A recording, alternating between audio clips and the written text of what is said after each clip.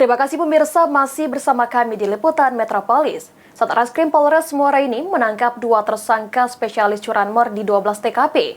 Dari tersangka diamankan barang bukti puluhan sepeda motor hasil dari kejahatan.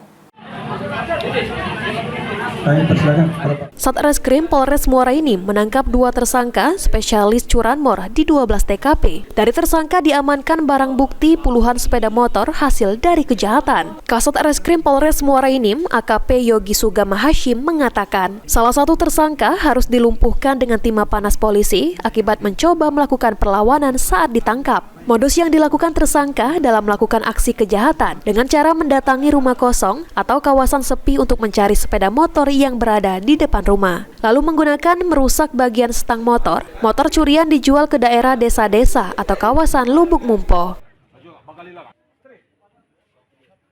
Saat dilakukan pengamanan, kedua tersangka tersebut mencoba melawan perlawanan pada petugas sehingga petugas mengambil tindakan tegas dan terukur. Untuk modus, mereka mengincar dari rumah kosong ataupun dan kendaraan yang lengah dari pengawasan kita.